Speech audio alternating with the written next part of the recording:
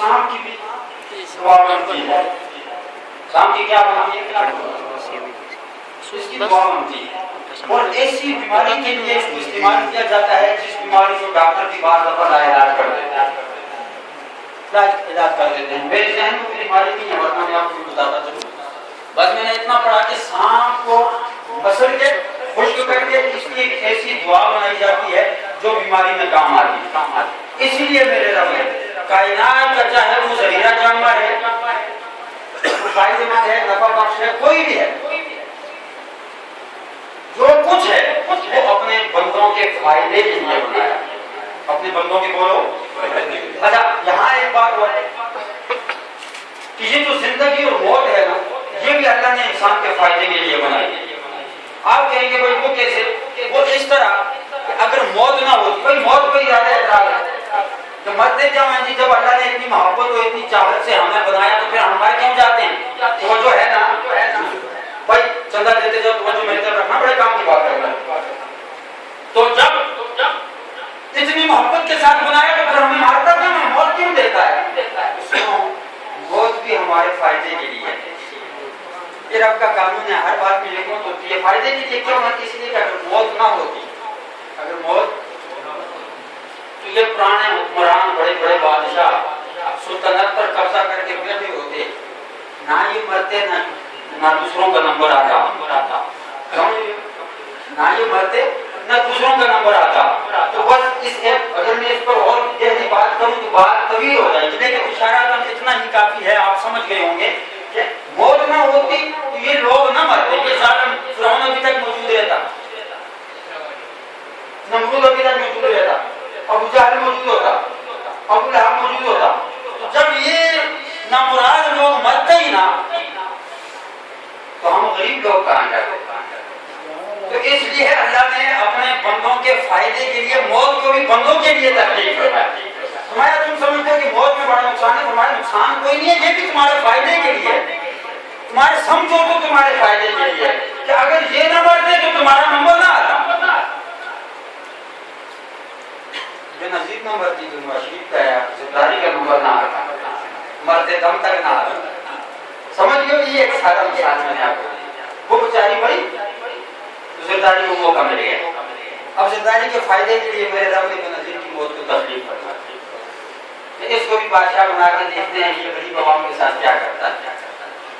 یہ سلسلہ ہے دنیا کا قائم. فرمایا سب کچھ تمہارے لیے، سب کچھ. بس اسی بات پر سن دو، میں بات کو ختم کر رہا ہوں. فرمایا سب کچھ تمہارے. اور کتنا عظمت والا ہے وہ امتی، وہ میرے رب کا بندہ کہ جس کو میرا رب سب کچھ عطا فرما رہا ہے، کہہ رہا ہے سب کچھ تمہارے لیے. اور وہ میرا بندہ سب کچھ مجھ سے لے کر جب سب کچھ اس کی ملکیت میں آ جاتا ہے، سب کچھ وہ لے لیتا ہے، تو اس کی شان، اس کا مقام میری نظر میں کیا ہوگا کہ وہ سب کچھ لے کر میرے نبی کے قدموں پر قربان کر دیتا ہے. سب کچھ اللہ دیتا ہے. صدیق اکبر نے سب کچھ قربان کر دیا کیونکہ مسلمان کا جو کچھ بھی ہے وہ اس کے نبی کا ہے. اعلیٰ حضرت مجدد دین و ملت شاہ احمد رضا فاضل بریلوی رحمۃ اللہ علیہ ایسے لوگوں کی ترجمانی یوں کرتے ہیں کہ زمین آسمان تمہارے لیے، زمین آسمان تمہارے لیے، یا رسول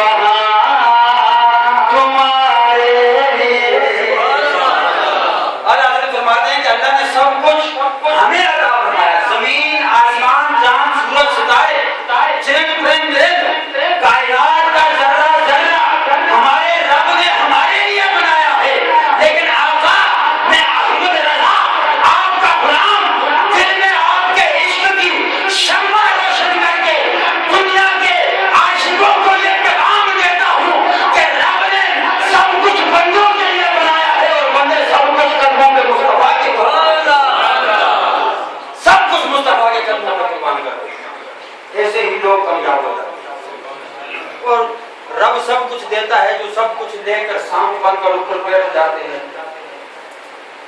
بڑے ناکامیاب ہوتے ہیں، بڑے ناکام ہوتے ہیں۔ جو سب کچھ مصطفیٰ کے قدموں پر قربان کر دیتے ہیں، بڑے کامیاب ہوتے ہیں۔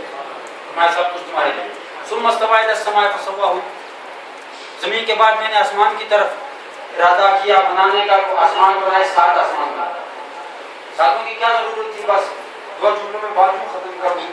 فرمایا ساتوں کی اس لیے ضرورت تھی کہ میں نے کچھ سیارے بنائے تھے جن سیاروں سے زمین کو فائدہ ہونا تھا، جن سیاروں سے زمین کو فائدہ ہونا تھا، تو بنانا شروع کیے تو 7 آسمانوں کی ضرورت تھی میرے بندوں کو فائدہ اٹھانے کے لیے، تو میں نے 7 آسمان بنائے۔ اس میں موٹی مثال میں آپ کو دے دوں کہ میرے رب نے آسمان بنائے 7۔ پہلے آسمان پر چاند کو رکھ دیا، چوتھے آسمان پر میرے رب نے سورج کو رکھ دیا، چوتھے آسمان پر سورج کو رکھ دیا۔ یا اللہ ایسا کیوں کیا؟ فرمایا اس لیے کہ اگر سورج کو میں پہلے آسمان پر رکھ دیتا تو پھر جو تم فصلیں اگاتے ہو یہ اگتی نہ بلکہ جل جاتی۔ یہ فصلیں اور کتابیں پڑھ کر دیکھو، تفسیر پڑھ کر دیکھو، پتہ چلتا ہے ہم جو فصل بوتے ہیں نا، وہ جب اگتی ہے تو سورج کی تپش کی وجہ سے، سورج کی شعاؤں کی وجہ سے وہ فصل پکتی ہے، ہمارے کھانے کے لائق ہوتی ہے۔ اور چاند کی جو رنگت ہے، جو اس کی روشنی ہے، جو چاندنی ہے، اس کی وجہ سے میرا رب اس فصل کو رنگ اور لذت عطا فرماتا ہے، اس فصل کو میرا رب رنگ اور لذت عطا فرماتا ہے، تو پھر اس کو ہم کھاتے ہیں اور وہ ہمارے کھانے کے قابل ہوتی ہے۔